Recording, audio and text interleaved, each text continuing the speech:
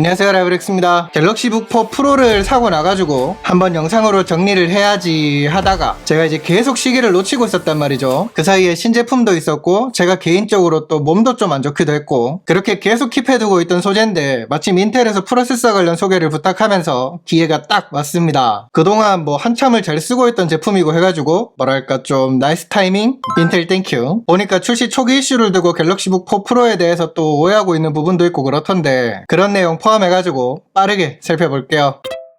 사실 외형은 크게 딱 짚어서 말할 건 없어요. 왜냐하면 예전에 소개한 갤럭시 북4 프로 360 모델하고 비슷한 외형이거든요. 심플하면서 깔끔한 디자인입니다. 매번 말한 것처럼 이 시리즈의 장점이 되는 부분이 아닐까 싶어요. 그리고 12.5mm로 두께가 얇은 것도 마음에 들고요. 아무래도 이제 노트북은 휴대하는 빈도가 높을 수밖에 없는데 이렇게 두께가 얇고 하면 이 내구성이 좀 걱정되기도 하죠. 다행히 이 모델은 알루미늄 소재를 사용해가지고 뭐 내구성에 대한 걱정은 크게 하지 않으셔도 될 것 같습니다. 보시면 요거 백팩에 매일같이 넣어가지고 2달 가까이 썼는데 멀쩡하잖아요.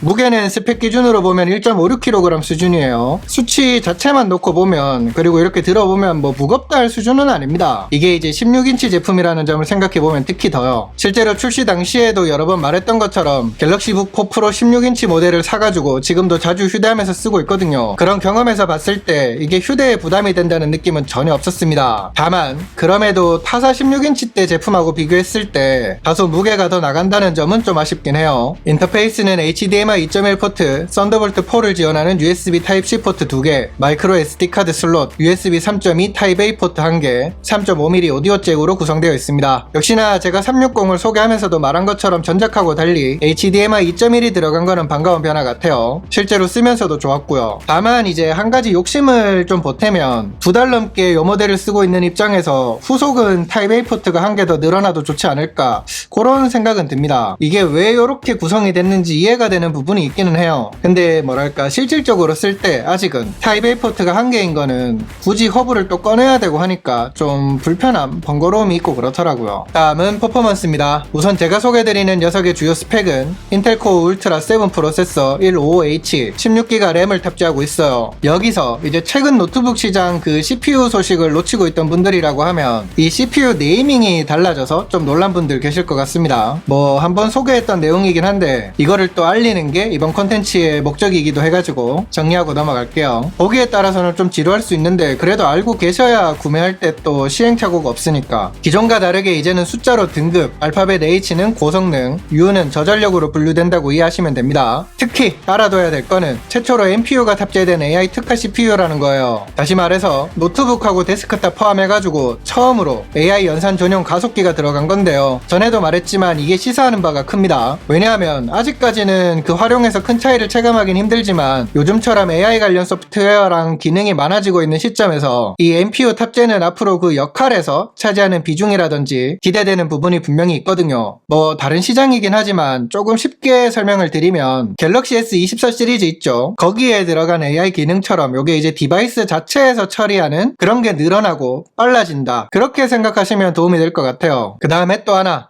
인텔 이보 인증도 변화가 있습니다. 갤럭시 북4 프로 모델은 인텔 이보 에디션 인증 스티커가 부착되어 있어요. 워낙 여러 번 소개했던 내용이라서 뭐 이미 아는 분들도 많을 거라고 생각은 되는데 그래도 모르는 분들을 위해서 짧게 소개를 하면 이거는 다음과 같은 조건을 충족하는 PC에 부여되는 인증인데요. 간단하게 말하면 인텔 등에서 인증을 받은 믿고 살 수 있는 제품이라는 의미예요. 노트북 구매 때 이런 포인트는 알아두면 좋겠죠. 이제 이런 이론적인 설명은 그만하고 어쨌든 더 궁금한 거는 실질적인 퍼포먼스가 어떠냐 그거잖아요. 그죠? 벤치마크 결과로 보여드리면 시네벤치 R23 결과 싱글 1736점, 멀티 14763점이 나왔는데요. 30분 연속으로 돌렸을 때는 멀티 기준에서 12355점이 나왔습니다. 그리고 예전부터 보면 이거에 대한 질문 중에 CPU 영역에서 그 전력 제한에 대한 것도 많았단 말이죠. 보통은 이제 이거를 말할 때 말씀드리는 게 PL1하고 PL2죠. 이해하기 쉽게 조금 설명을 드리면 PL1은 장시간 유지되는 전력이고 PL2는 단시간 유지되는 되는 전력이라고 생각하시면 됩니다. 이 모델 기준에서는 PL1은 40W, PL2는 64W를 확인할 수 있었어요. 참고로 테스트하면서 CPU 온도가 한순간 피크일 때 최고 100도를 넘어서는 모습을 보였는데요. 짧은 순간 딱 찍고 바로 온도가 떨어지는 수준 그렇더라고요. 그리고 3D마크 벤치마크 결과에서 그래픽 점수 기준으로 살펴보면요. 파이어 스트라이크는 8798점, 타임스파이는 3465점을 기록했습니다. 그리고 타임스파이 스트레스 테스트에서는 96.4% 안정성을 보여줬어. 아까 제가 이 모델의 이제 두께라든지 그런 거에 대해서 좀 말씀을 드렸었죠. 그런 부분을 고려하면 이 정도 안정성은 이제 준수한 수준이라고 말씀드릴 수 있을 것 같습니다. 그 다음에 보자.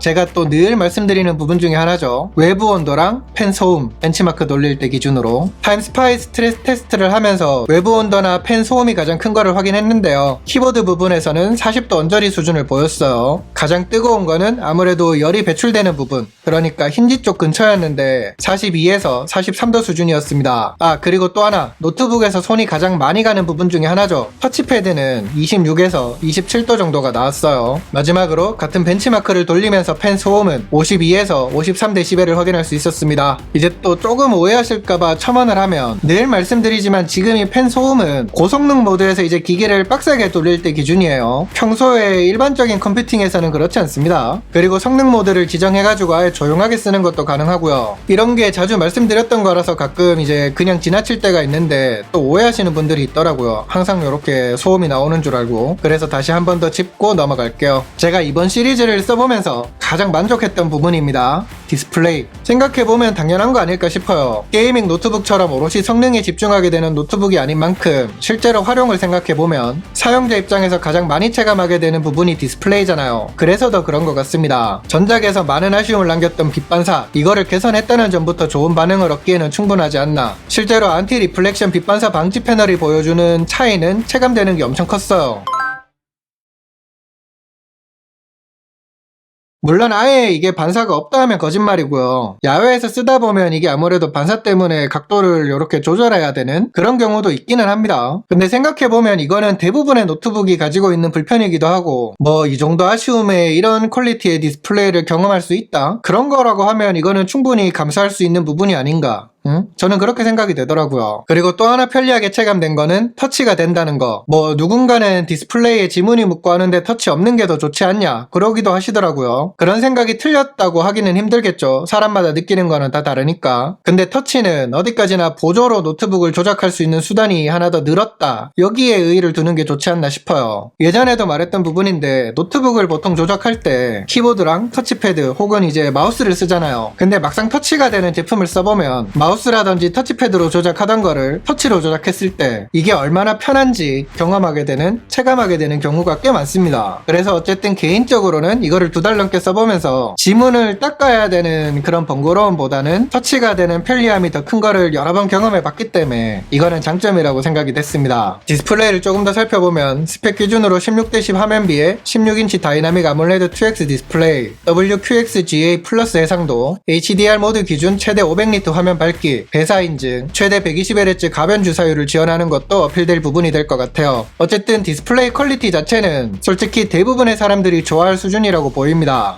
그리고 특히 또 하나 놓치면 안 되는 게 비전 부스터라고 야외를 비롯해서 빛이 강한 환경에서 화면을 더 밝고 잘 보이게 하는 그런 기능도 들어갔거든요. 이런 이제 소소한 듯 하지만 경험해봤을 때 또 좋게 체감되는 그런 부분들이 늘어난 것도 칭찬할 포인트가 아닌가. 여러 번 말한 것처럼 디스플레이 크기는 클수록 좋아서 16인치가 저는 마음에 듭니다. 그렇지만 요 크기 때문인지 이제 넘버 패드가 들어간 키보드 배열은 살짝 아쉬움이 있어. 근데 이제 또 이거는 어디까지나 제 기준이에요. 쓰는 목적에 따라서는 이 넘버 패드 존재? 여기에 대한 그런 평가가 달라지기 때문에 이거를 단점이라고 할 수는 없을 것 같습니다. 근데 어쨌든 제 기준에서는 요 넘버 패드 탓에 타이핑을 할 때 이제 손목등이 살짝 틀어지는 요거는 아쉽긴 하더라고요. 그 다음에 키보드는 타건감 자체는 트래블이 얕은 느낌이 있는데 나쁘다고 할 수준은 아닙니다. 취향에 따라서 갈리긴 하겠지만 평타 이상은 되는 것 같아요. 그리고 터치패드는 한눈에 봐도 큼지막하게 들어가 있어요. 그래서 조작성 등은 양호한 수준입니다. 이제 여기서 제가 요 모델을 샀다고 했을 때 많이 물어보신 것 중에 하나가 요 터치패드이기도 해요. 왜냐하면 이게 출시 초기에 데드존 이슈가 있었죠. 초기에 그래서 저도 인스타그램 등을 통해 가지고 살짝 소개하고 했는데 요 데드존 같은 경우에는 펌웨어 업데이트를 통해 가지고 개선이 됐습니다. 그런 거는 또 알아두셔야 될 것 같아요. 여담이지만 펌웨어 펌업 이야기를 한 김에 이번 시리즈를 써보면서 좀 놀란 거는 삼성이 그 사용자들 반응을 보고 피드백 반응을 꽤 빠르게 잘하고 있다는 느낌을 받았어요. 중간중간 말 나오는 부분들을 빠르게 펌업하면서 개선하더라고요. 실제로 영상을 편집하는 시점에도 펌업이 한번 있었습니다. 특히 이제 제가 써보면서 좀 놀란 거, 좋았던 거는 극초반 벤치마크 결과를 제가 이거 실수로 초기화하면서 한번 지워버리는 바람에 보여드리지를 못하는데 이렇게 펌웨어 업데이트를 거치면서 그 퍼포먼스 측면에서 안정화랄까? 최적화? 그런 것도 나아지기도 했어요. 사용자 입장에서 이런 거는 당연히 좋게 체감이 되겠죠. 평소에 삼성 갤럭시 폰, 갤럭시 탭을 쓰는 분들은 갤럭시 북에서 또 하나 메리트를 찾을 수가 있어. 뭐냐? 삼성 갤럭시 에코 시스템. 그겁니다. 이게 여러가지 기능이 가능한데 얼마 전에도 소개했던 내용이니까 가볍게 살펴보면서 넘어가면요. 갤럭시 북의 마우스와 키보드로 연동된 갤럭시 폰 또는 태블릿까지 제어할 수 있는 건 기본이고요. 갤럭시 탭을 보조 모니터로 쓰는 등의 활용도 가능합니다. 요즘은 특히 더 이런 생태계가 정말 중요하잖아요. 그런 측면에서 보면, 그리고 갤럭시 디바이스를 쓰면서 막상 이 삼성 갤럭시 에코 시스템을 직접 경험해 봤을 때 편리함을 생각해보면 이거는 충분히 장점으로 말할 수 있는 부분이 아닌가, 저는 그렇게 생각이 됩니다. 커뮤니티 등을 찾아보면 이런 생태계를 이유로 갤럭시북으로 기변을 고민하는 그런 글들이 제법 보이기도 하더라고요. 끝으로 조금만 욕심을 보태면 이런 게 이제 들어가다 보니까 리소스를 좀 먹는 건 있어요. 그래서 삼성이 이런 부분에 최적화랄까? 그런 거는 계속 좀 신경을 써줬으면 하는 그런 욕심도 있습니다. 그러면 이제 제가 요거를 써보면서 느꼈던 아쉬운 점은 뭐냐? 저는 우선 하나가 계속 떠오르긴 합니다. 이 터치패드가 넓어진 거는 마음에 드는 부분이에요. 근데 이제 이것 때문에 그런 것 같은데 간혹 이렇게 쓰다 보면 판 리젝션이 제대로 작용하지 않는 그런 경우가 좀 있습니다. 이런 부분도 가능하면 펌웨어 업데이트로 좀 빠르게 개선해주면 좋을 것 같아요. 자, 요렇게 갤럭시북 4 프로 16인치 모델 살펴봤습니다. 처음에도 말했지만 요거 이제 출시 초기 이슈는 알지만 그게 패치를 통해 가지고 개선됐다는 거는 모르는 분들이 꽤 많더라고요. 그래서 이번 갤럭시북 시리즈 구매를 고민하면서 정보를 또 찾아보고 있는 분들, 그런 분들은 요런 거는 잘 체크하시는 게 좋을 것 같습니다. 그리고 이번 컨텐츠의 목적 중에 하나였죠. 인텔 프로세서, 그것도 잘 알아두시고요. 아무튼 짧게 요약하면 2달 넘게 쓰고 있는 지금 이 시점 기준에서도 솔직히 만족도는 높아요. 아쉬움이 아예 없다고 하면 거짓말인데 디스플레이 퀄리티라든지 갤럭시 생태계 등 해가지고 내가 이거를 쓰려는 목적에 비춰봤을 때 아쉬운 점은 충분히 커버가 되고도 남는 그런 느낌이 있었습니다. 그러니까 필요할 때마다 꾸준히 잘 쓰고 있는 거겠죠. 혹시 이 모델에 대해서 궁금한 게 있다 하시면 댓글 많이 주시고요. 그리고 이 모델 쓰고 있다 하시는 분들도 제가 말씀드린 거 외에 이제 또 뭐랄까 남겨주실 그런 의견이라든지 후기 같은 거 있으면 댓글 많이 부탁드릴게요. 또 그런 게 이제 보시는 분들한테 도움이 되니까. 그러면 저는 또 다른 영상으로 빠르게 돌아오도록 하겠습니다. 감사합니다. 빠이빠이. 지극히 개인적인 욕심에서는 16인치 크기의 넘버패드 없는 모델도 좀 나오면 좋을 것 같아요.